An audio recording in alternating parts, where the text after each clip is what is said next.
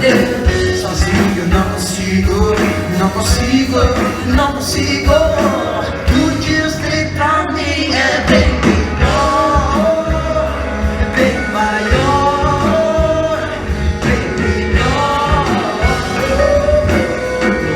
Preparou, é bem melhor, bem maior, bem melhor. Deus tem pra mim é bem melhor, bem maior, bem melhor. O Deus preparou é bem melhor, bem maior, bem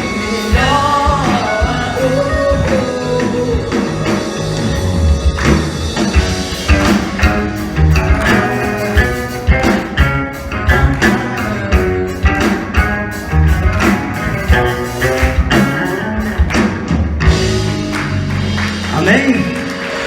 Louvado seja o santo nome de Jesus Cristo essa noite.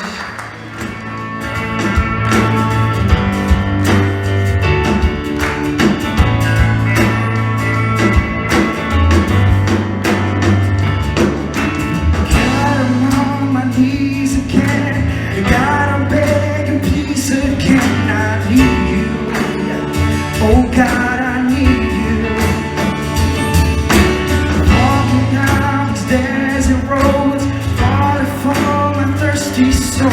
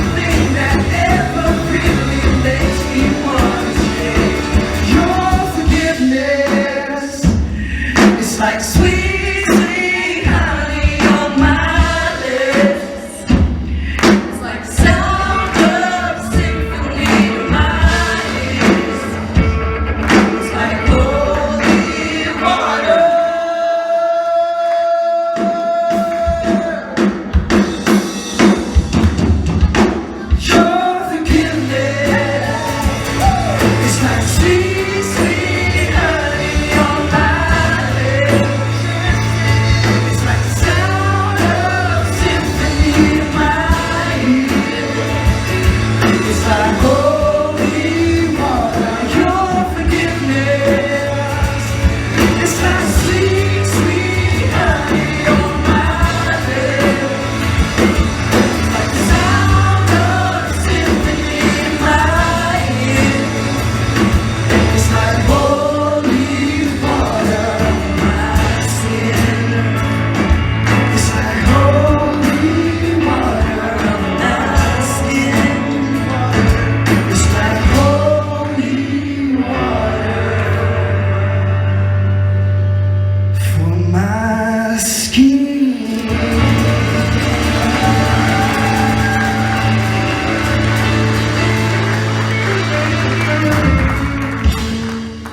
Tá chorando porque se você tem um Deus que cuida de você, e jamais te esqueceu, Ele sabe de tudo que você está passando e mandou te dizer que Ele tá cuidando.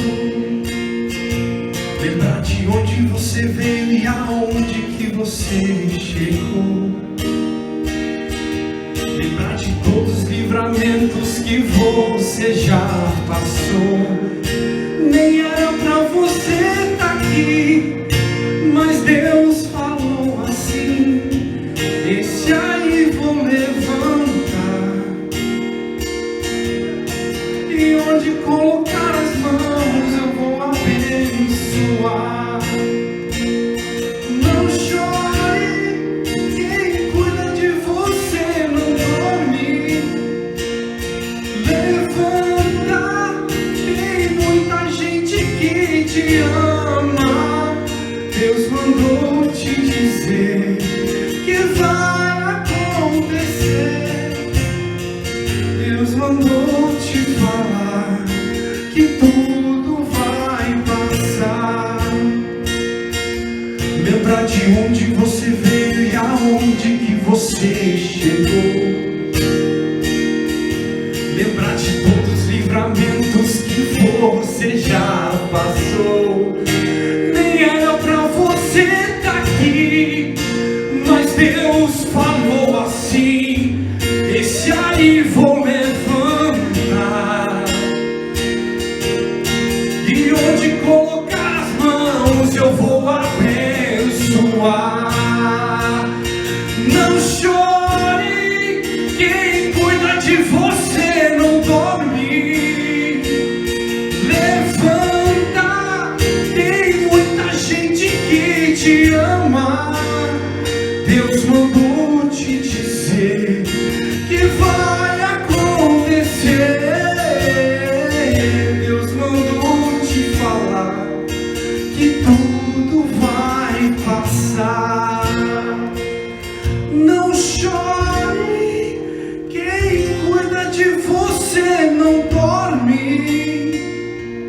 Levanta, tem muita gente que te ama.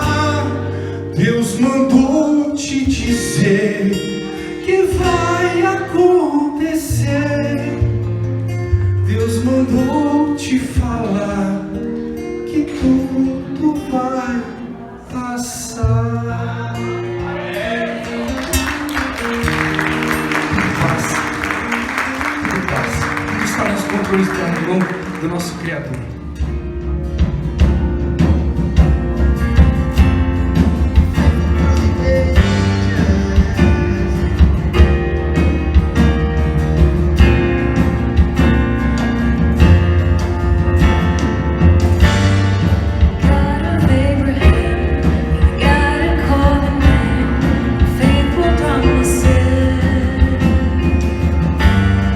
Time and time again, you have proved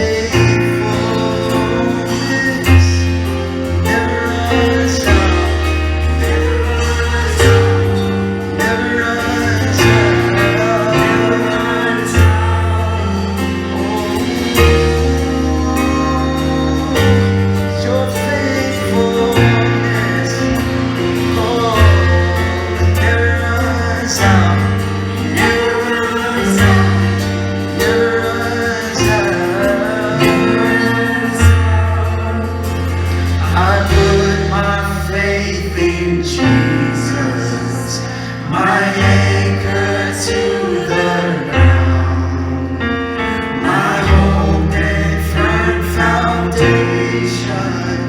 You never let me down. I put my faith in Jesus, my anchor to the ground, my hope and firm foundation. You never let me down. I put my faith in Jesus, my anchor to the ground, my hope and firm foundation. You never let me down. I put my faith in Jesus, my anchor to the ground, my hope and firm foundation. You never let me down. You never let me down.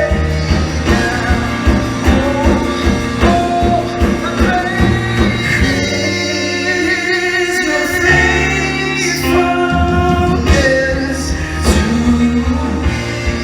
Every season is your faithfulness to me. From the rising sun to the setting sun, I praise your name. Great is your faithfulness to me. Great is your faithfulness to me. From the rising sun to the setting sun, I will praise your every season. Great is your faithfulness to me. 1 João, capítulo de número 5, vamos ler a partir do versículo 1 até o versículo 4.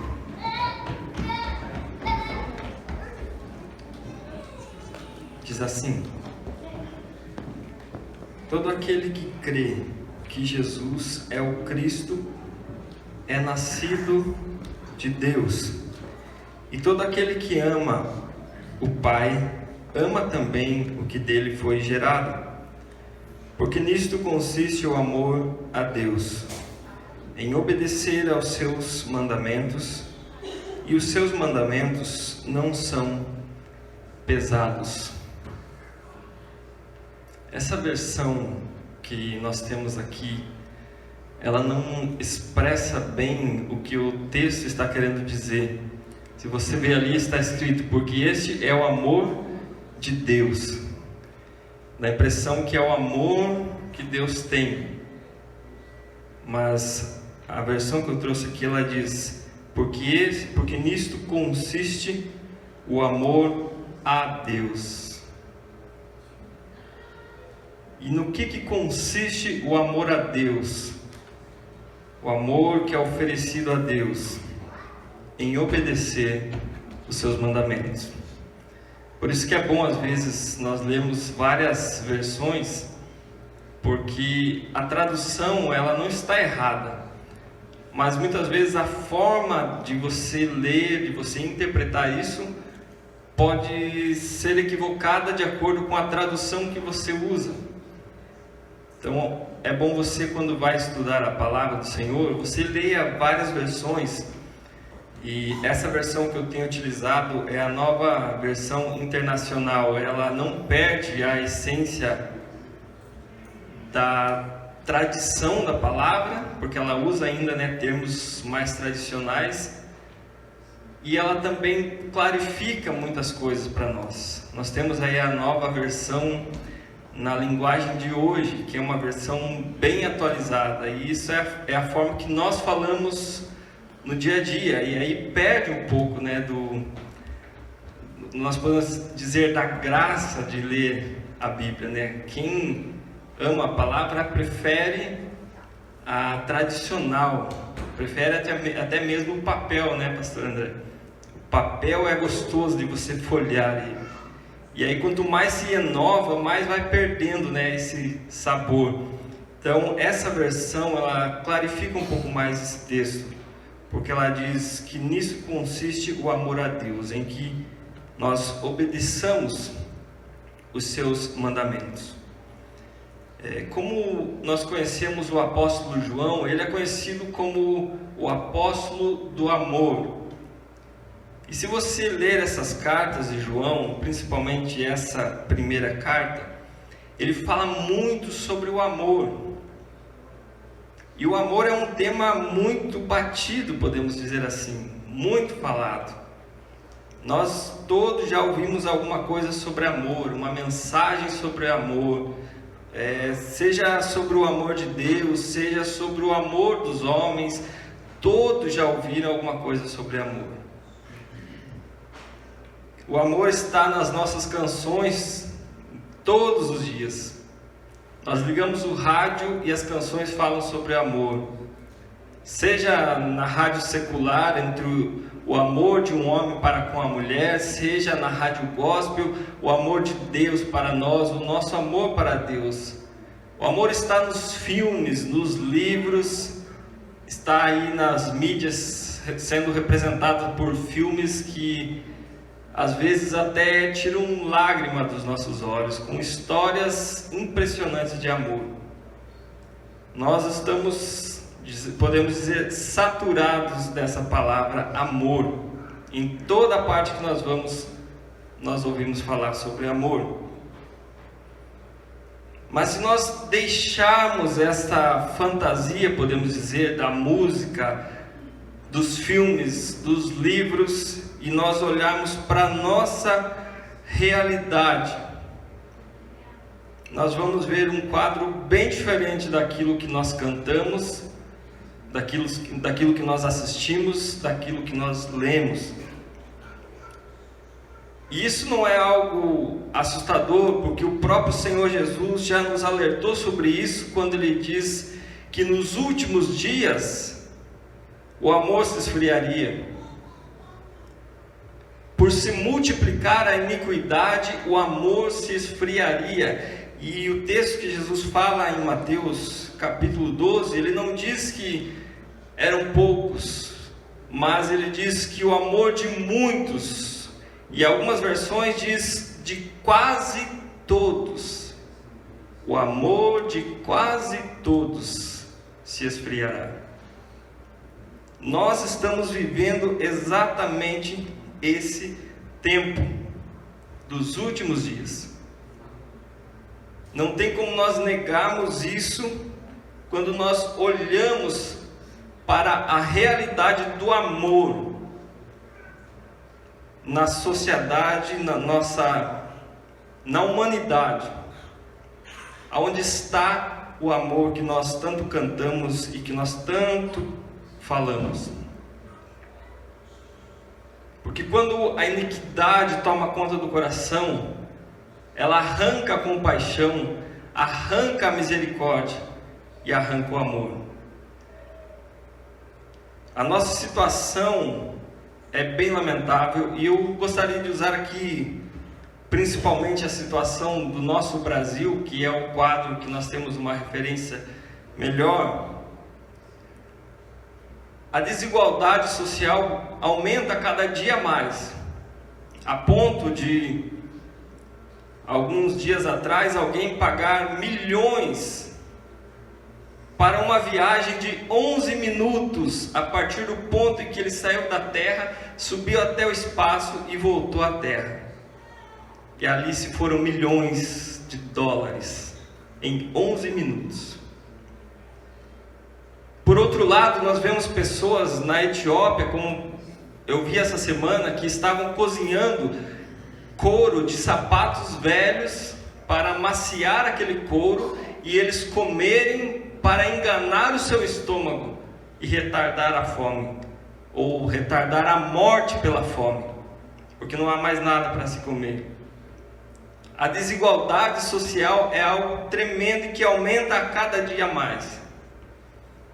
Essa semana também no Brasil, um prefeito do estado de São Paulo, ele expulsou da sua cidade os moradores de rua.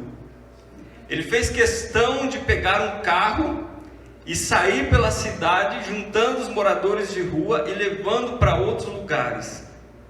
E dizendo, é assim que eu vou governar a minha cidade, eu vou limpar esta cidade. Essa é a realidade que nós vemos no nosso país e no mundo. O governo brasileiro, nesses dias de quarentena ou de distanciamento social no Brasil, né? Não houve uma quarentena como nós tivemos aqui, um lockdown, foi apenas um distanciamento social, mas isso preocupou o governo porque aumentou de forma espantosa os casos de violência doméstica. E o governo ficou preocupado, nós precisamos voltar às nossas atividades porque está piorando a situação. As famílias já não conseguem mais permanecer muito tempo juntas. Os pais já não têm mais paciência e nem amor para os seus filhos. Os cônjuges já não têm mais amor de viver em união, em aproveitar um tempo de comunhão. Mas o que aconteceu foi que o aumento da violência foi algo claro nesses dias.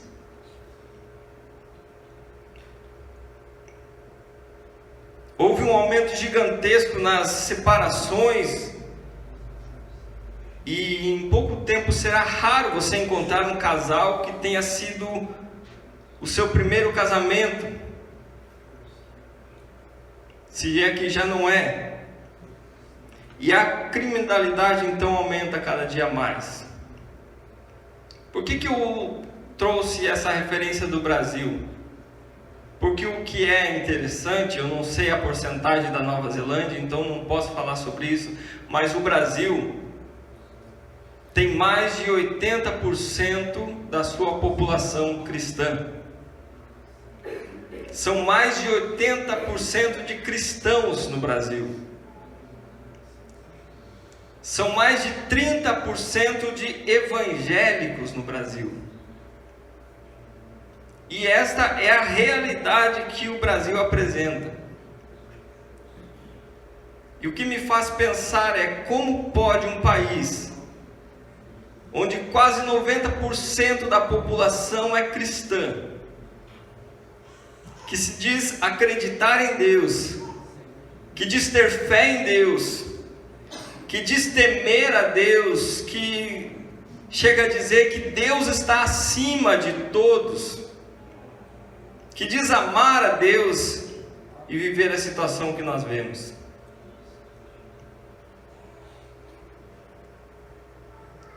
Essa é a realidade do nosso país, um país cristão. Um país cristão. E por que isso tem acontecido? Porque até mesmo o amor a Deus tem sido relativizado, tem sido diminuído, tem sido transformado em algo que não é amor a Deus. Muitos acreditam que amar a Deus é você ter uma religião e por isso entra nessa porcentagem de 90% do Brasil. Acreditam que amar a Deus é ir à igreja 1 a 2 vezes por semana, quando muito. Acredita que amar a Deus é cantar uma música para Ele, é tocar um instrumento para Ele. Acredita que amar a Deus é fazer alguma coisa para Ele. Mas o texto que nós lemos de João, ele diz que o amor a Deus consiste em obedecer os seus mandamentos.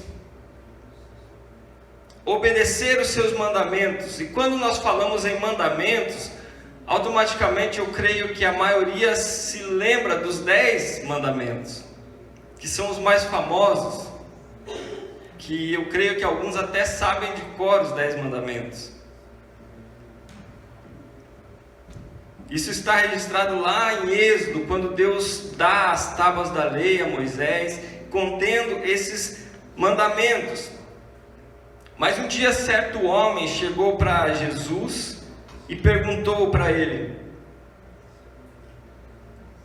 qual desses mandamentos é o mais importante? Qual dos 10 é o principal? E aí Jesus fala para ele o seguinte: ama o Senhor teu Deus de todo o teu coração, de toda a tua alma, de todo o teu entendimento. Mateus 22:34, se você quiser acompanhar. E aí Jesus fala assim: este é o primeiro e é o maior mandamento. Ama ao Senhor teu Deus de todo o teu coração. E o segundo, semelhante a este, é: ama o seu próximo como a si mesmo, como a ti mesmo. Jesus coloca esses 2 mandamentos na mesma posição. Ele fala: o maior de todos, o principal é: ama ao Senhor teu Deus. E o segundo, que é igual a esse, que tem a mesma importância que esse, é: ama o teu próximo como a ti mesmo.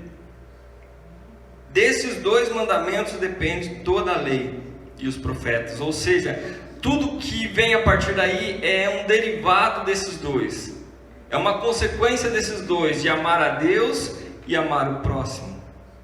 Jesus reduz aqueles 10 mandamentos em apenas 2, apenas 2 mandamentos: ama a Deus e ama o teu próximo. Mas o amor para nós, ele tem um significado diferente do que Deus pensa sobre amor.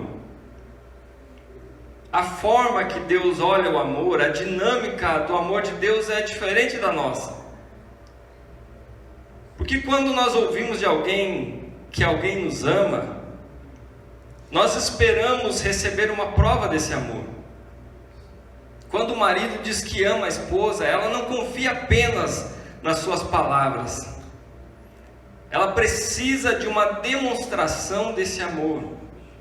E isso vem através do carinho, através dos presentes, através de uma dedicação especial. Da mesma forma, o marido espera que a sua esposa demonstre amor para com ele. O nosso relacionamento entre amigos, que nós dizemos que amamos, também é baseado nessa troca. Eu só amo um amigo que me ama, que demonstra esse amor para comigo. Quando eu percebo que eu tenho essa via que vem e que vai, que eu também recebo alguma coisa. E é aí que nós definimos o amor. Eu sei que Ele me ama porque Ele me provou isso, Ele me deu isso, Ele fez isso para mim. Todo amor humano é baseado nisso. O amor de um filho para com o pai é baseado nisso. Nós sempre esperamos uma troca. Mas o amor de Deus, ele não é como o nosso. Ele não tem essa linha de troca. A Bíblia diz que Ele nos amou muito antes de nós o amarmos. Ele simplesmente nos amou. E aí esse amor nos alcançou e nós passamos a amar a Ele. E agora nós dizemos que amamos a Deus. E aí Deus vem através da sua palavra e diz assim para nós. Quero ler com vocês 1 João capítulo 4 e o versículo 16. Se você quiser deixar a tua Bíblia fácil aí, eu gosto sempre de estar lendo os textos.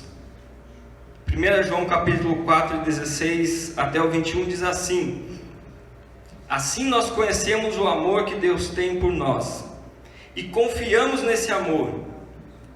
Deus é amor. Todo aquele que permanece no amor permanece em Deus e Deus nele. Dessa forma, o amor está aperfeiçoado entre nós, para que no dia do juízo tenhamos confiança, porque neste mundo somos como Ele. No amor não há medo.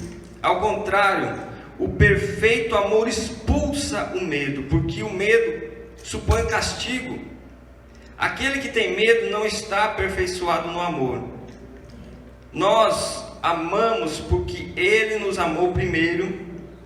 Se alguém afirmar, eu amo a Deus, mas odiar o seu irmão, é mentiroso. Pois quem ama seu irmão, quem não ama seu irmão a quem vê, não pode amar a Deus a quem não vê. E Ele nos deu este mandamento: quem ama a Deus, ame também o seu irmão. Quando nós amamos alguém ou esperamos a prova de amor de alguém, nós esperamos algo em troca. Quando Deus olha para nós e nós dizemos, Deus, eu te amo, Deus não espera algo em troca para mim. Deus olha para nós e diz, então ame o seu irmão. A prova que nós damos a Deus que nós o amamos é quando nós amamos os nossos irmãos. Porque o texto diz que não tem como alguém dizer que ama a Deus se não ama o seu irmão. Não tem como. E às vezes nós criamos algumas situações ou interpretações da palavra e nos justificamos diante de Deus. Mas Deus diz, não adianta. Se você não ama, se há ódio no teu coração, se há amargura no teu coração contra alguém, você não ama a Deus. Simples assim. Essa é a palavra de Deus. E Ele diz, se alguém dizer que ama a Deus, mas odiar o seu irmão, é mentiroso, é mentira. E Ele diz que se nós não vemos a Deus, se nós não conseguimos amar quem está do nosso lado, como nós vamos amar aquele que nós nunca vimos? Aquele a quem apenas ouvimos falar? Não é possível. Então a prova do amor de Deus, a prova que nós amamos a Deus, é quando nós amamos os nossos irmãos. Esse é o verdadeiro amor a Deus. É fazer a sua vontade, como o texto que nós lemos.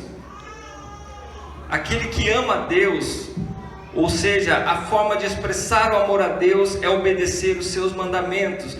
Quais são os seus mandamentos?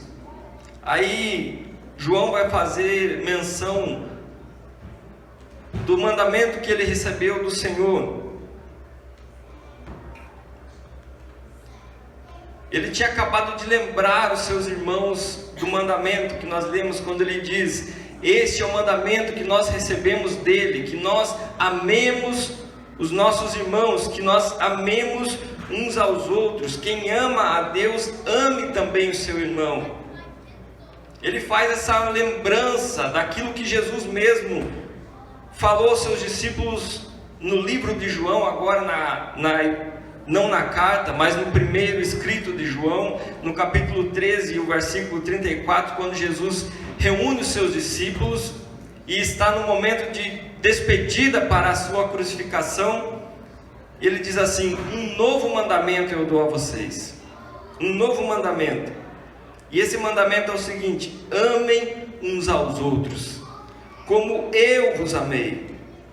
Vocês devem amar uns aos outros, e com isso todos saberão que vocês são meus discípulos, se vocês se amarem uns aos outros. E ele dá aqui uma demonstração do que é que nos caracteriza como discípulos de Jesus. Não é o fato de você fazer parte dos 90% dos cristãos do Brasil. Não é o fato de você fazer parte dos mais de 30% dos evangélicos. Não é você fazer parte dessa massa, mas o que define você como discípulo de Cristo é você amar ao seu irmão como Cristo nos amou. É simples assim o que ele diz: amem-se uns aos outros como eu os amei. Vocês devem amar-se uns aos outros, e assim todos saberão que vocês são meus discípulos. No capítulo 15, logo após essa fala de Jesus, no capítulo 12 ele faz questão, no capítulo 15 de João, versículo 12, ele faz questão de repetir isso, dizendo aos seus discípulos: o meu mandamento é este: amem-se uns aos outros, como eu os amei.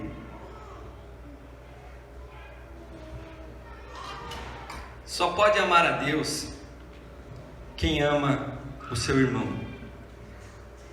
E só pode amar o seu irmão quem realmente ama a Deus.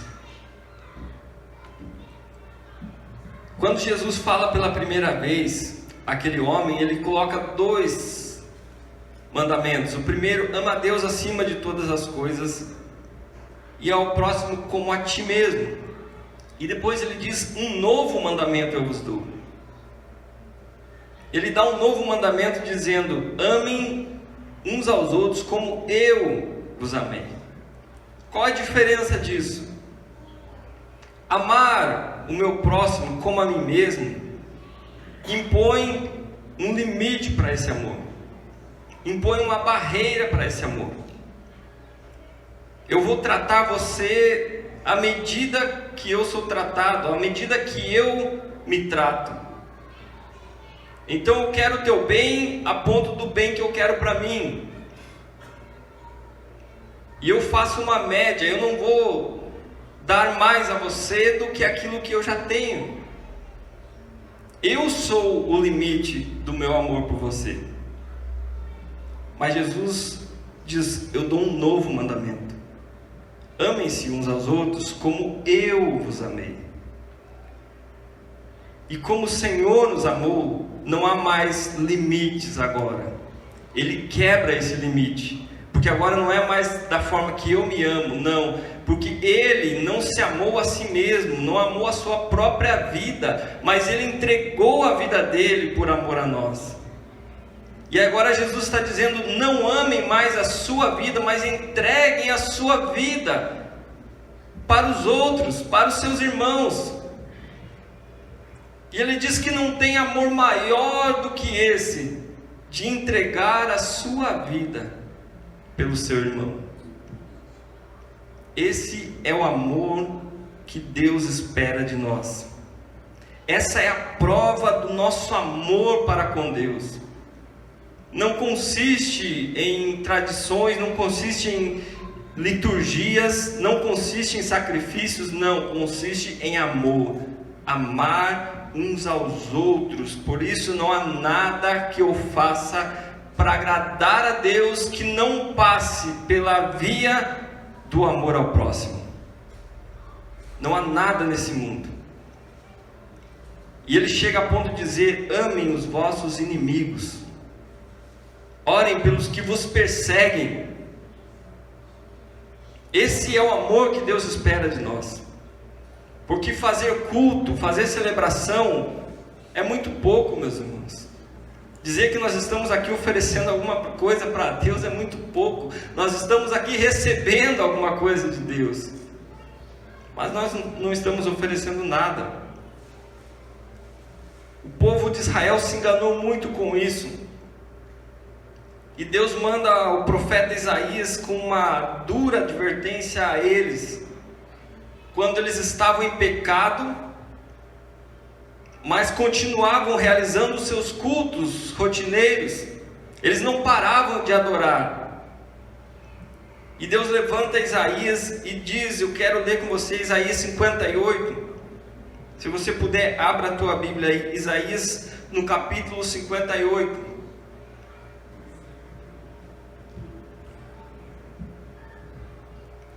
A palavra do Senhor nesse texto nos mostra que até mesmo o culto a Deus pode ser uma abominação se não tiver amor. Se não há amor no coração, Deus não aceita o nosso louvor. Deus não aceita o nosso culto. E ele diz assim no texto, falando a Isaías: Isaías, grite alto, não se contenha, levante a sua voz como uma trombeta e anuncie ao meu povo a rebelião dele, e a comunidade de Jacó os seus pecados, pois dia a dia me procuram, parecem desejosos em conhecer os meus caminhos, como se fosse uma nação que faz o que é direito e que não abandonou os mandamentos do seu Deus. Não é essa a realidade dos nossos dias? São campanhas e campanhas, uma atrás da outra, movimentos, avivamentos, cultos, celebrações.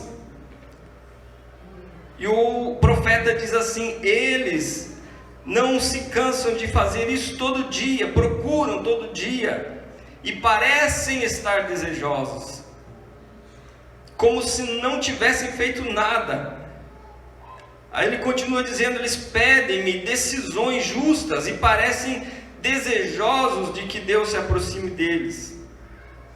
Não é isso que nós vemos na nossa política, por exemplo, a parte cristã clamando e dizendo: nós queremos justiça, porque Deus é justo, porque Deus vai fazer. E o texto diz: eles me pedem decisões justas, eles clamam a mim decisões justas, parecem que eles querem estar perto, e ainda dizem: por que é que nós jejuamos e o Senhor não nos ouve?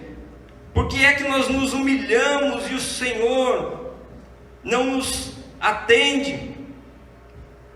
Contudo, no dia do seu jejum, vocês fazem o que é do agrado de vocês mesmos e exploram seus empregados. Perceba o que estava tirando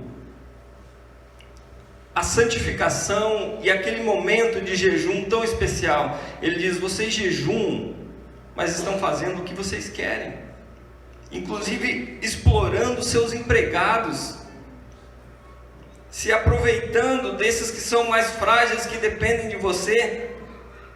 Seu jejum termina em discussão, em rixa, em brigas. Vocês não podem jejuar como fazem hoje e esperar que a sua voz seja ouvida, diz o Senhor. Será que foi esse o jejum que eu escolhi? Que apenas em um dia o homem se humilhe e incline a cabeça como o junco e se deite sobre o pano de saco e cinza? Não foi isso que aconteceu no Brasil quando chegou o vírus? A nação se lembrou: vamos jejuar, vamos orar. E Deus olha para o povo de Israel na mesma situação e diz: vocês acham que um dia de jejum vai justificar vocês? Deus fala para eles: vocês acham que se cobrir de saco um dia vai justificar o que vocês têm feito a vida toda? O jejum que eu desejo não é este, diz o Senhor. Soltem as correntes da injustiça, desatem as cordas do jugo, coloquem em liberdade os oprimidos.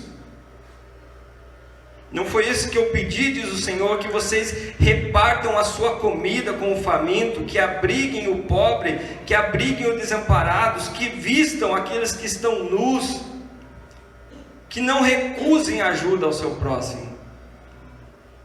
Esse é o jejum que Deus pediu. E o povo, ele estava deixando de comer. O povo parava de comer oferecendo jejum, mas Deus fala a eles: não é isso que eu quero. O que eu quero é amor, o que eu quero é compaixão, o que eu quero é misericórdia. E aí ele diz: quando você fizer isso, aí sim a sua luz irromperá como a alvorada, e a tua cura prontamente surgirá. A sua retidão irá diante de você, e a glória do Senhor estará na sua retaguarda. Aí sim você clamará ao Senhor e Ele responderá. Você gritará por socorro e Ele dirá: estou aqui. Mas para isso, você precisa eliminar do seu meio o jugo opressor, Você precisa tirar do seu meio o dedo acusador. Você precisa parar de falar falsidade. Você precisa renunciar a si mesmo para beneficiar os famintos e satisfazer aqueles que estão necessitados. Então a sua luz despontará ao meio-dia. Você será como um jardim regado, diz o Senhor, quando houver amor nas nossas atitudes, quando houver compaixão, quando houver misericórdia nas atitudes do povo. Não adianta um dia de jejum, não adianta um dia de oração para uma vida de corrupção. Deus não se deixa ser subornado por essas coisas. Deus não se deixa ser subornado por isso. Sem o amor, o nosso culto não vale de nada. Sem o amor, aquilo que nós oferecemos a Deus não é recebido. Sem amor, o próprio profeta vai dizer que aquele que oferecia um culto a Deus, aquele que oferecia um sacrifício de um boi a Deus, que era o sacrifício que Deus exigia, ele diz, é a mesma coisa de quem quebra o pescoço de um cão. Aquele que oferece sacrifício a Deus é como se sangrasse um porco no altar de Deus, e o porco era um animal imundo para Deus. Era isso que Deus olha para esse povo e diz: não adianta o seu culto, não adianta o seu jejum, não adianta você me buscar enquanto as suas atitudes não forem atitudes de amor. Enquanto não houver amor. Paulo, quando escreve sobre o amor, naquele texto tão famoso de 1 Coríntios 13, onde já foram feitas tantas e tantas canções com esse texto, ele diz assim: ainda que eu fale a língua dos homens e dos anjos, se eu não tiver amor, eu serei como um sino que ressoa ou como um prato que retine. Ainda que eu tenha o dom de profecia, saiba todos os mistérios e todo o conhecimento, tenha uma fé capaz de remover os montes, se eu não tiver amor, eu nada serei. Ainda que eu dê todos os meus bens aos pobres e entregue o meu próprio corpo para ser queimado, se não houver amor, nada disso vai valer. Sem amor, nada que nós façamos vai ter sentido para Deus. E é por isso que Jesus fala: um novo mandamento eu vos dou. Um mandamento. Ele tira todos aqueles 10, toda aquela lista, e depois são mais de 600 mandamentos que foram derivados daquilo. E ele fala: eu só dou um para vocês. Amem uns aos outros como eu vos amei. Esse é o mandamento de Deus. Esse é o mandamento de Deus para a igreja do Senhor. E quando eu leio esses textos, quando eu comecei a estudar sobre o amor, eu percebi o quanto a igreja está longe de Deus. O quanto esta igreja, que representa os 90% do Brasil, está longe de Deus. Quanto esta igreja de 30% de evangélicos é irrelevante para o Brasil, porque você não vê os frutos desse amor. O amor se esfriou. Nos últimos dias que nós estamos vivendo, o amor se esfriou. Nós chegamos nesse tempo que o Senhor Jesus falou há 2000 anos atrás, dizendo: o amor vai se esfriar de muitos. E esse dia é hoje. O amor se esfriou. Mas a mensagem do Evangelho é a mesma. Para qualquer tempo, para qualquer país, para qualquer cultura, para qualquer continente, a mensagem é a mesma: amai-vos uns aos outros. amai-vos uns aos outros como eu vos amei. Mas para isso acontecer, nós precisamos amar a Deus mais do que a nós mesmos. Para isso acontecer, nós precisamos amar a Deus mais do que a nossa própria vida, mais do que os nossos bens, mais do que o nosso lazer, mais do que as nossas ideologias. Nós precisamos amar a Deus acima de tudo, porque sem esse amor a Deus, nós não conseguimos cumprir esse mandamento. Se o nosso amor a Deus for superficial, nós não vamos conseguir amar os nossos irmãos. Não vamos. E o nosso amor muitas vezes é interesseiro. O nosso amor muitas vezes ele nos afasta de Deus, mas nos mantém na igreja. Ele nos afasta de Deus, mas nos mantém nessa massa dos cristãos. Nos afasta de Deus, mas nós fazemos parte da estatística dos 90%. Mas estamos longe de Deus. E é isso que nos define como cristãos, como discípulos de Jesus, quando nós amamos uns aos outros. Para finalizar, eu gostaria de ler mais um texto de Mateus capítulo 25 e 31.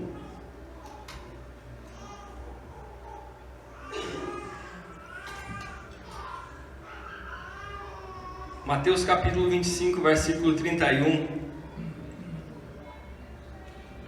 Jesus vai demonstrar de forma clara o amor que Deus deseja de nós.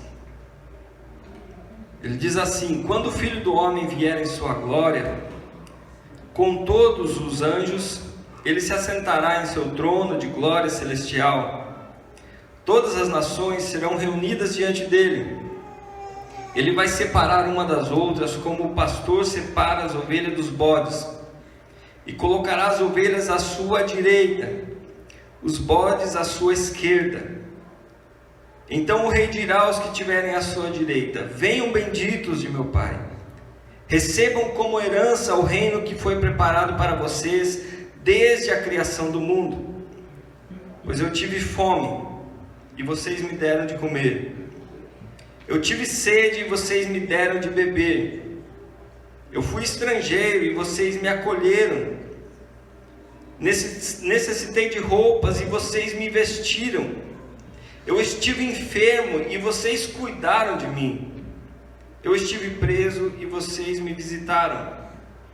Então esses justos responderão: Senhor, quando foi que nós te vimos com fome e demos de comer? Ou te vimos com sede e demos de beber? Quando nós te vimos estrangeiro e te acolhemos? Ou necessitado de roupas e te vestimos? Quando que nós te vimos enfermo ou preso ou fomos te visitar? E o rei responderá: digo a verdade, o que vocês fizeram a algum dos meus menores irmãos, a mim o fizeram. Da mesma forma aconteceu com os outros. Jesus fala para os outros e diz: vocês não me acolheram, vocês não me deram de comer, não me vestiram, não me receberam, não me visitaram. E eles vão perguntar a mesma coisa: mas quando, Senhor, que nós vimos, quando nós te vimos dessa forma? E ele vai dizer: quando vocês viram um dos meus pequeninos e não fizeram nada. O amor que Deus espera, a prova que Deus espera de amor para com Ele, é quando nós amamos os nossos irmãos. Deus não precisa nada de você. Ele não precisa do teu dinheiro, não precisa do teu tempo, não precisa da tua adoração, não precisa de nada. Ao contrário, é Ele que te dá tudo que você tem. E o amor que Ele espera é que você retribua isso com alguém que precise. Esse é o amor que Deus espera de nós. E lá na parábola desse mesmo texto, quando perguntam sobre Quem será o próximo? Quando Jesus fala, ama o teu próximo como a ti mesmo, e Jesus conta aquela parábola que descia um sacerdote, descia um levita, Jesus vai usar o terceiro exemplo como um samaritano. O samaritano era odiado pelos judeus, e Jesus está falando com um judeu. E Jesus diz que quem foi justificado foi o samaritano. E Jesus fala para aquele judeu que odiava o samaritano e diz: vá e faça o mesmo que ele. É amar a Deus, é amar o seu próximo, independente da situação, da circunstância, de quem ele seja. É amar o teu próximo. O próximo é todo aquele que está perto de você e você consegue fazer alguma coisa por ele. Qualquer um que esteja perto de você. Porque no final, meus irmãos, o que vai contar é o quanto você amou.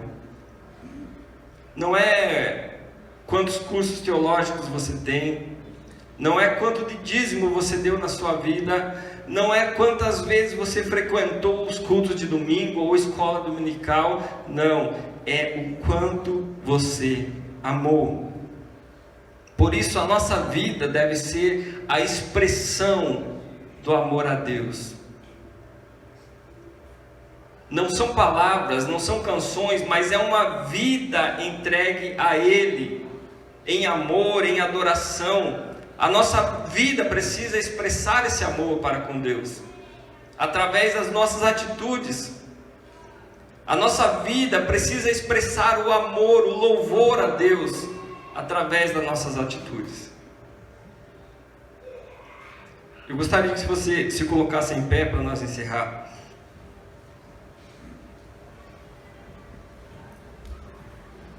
A nossa adoração a Deus não se resume a esse tempo, a essas 2 horas que nós estamos aqui.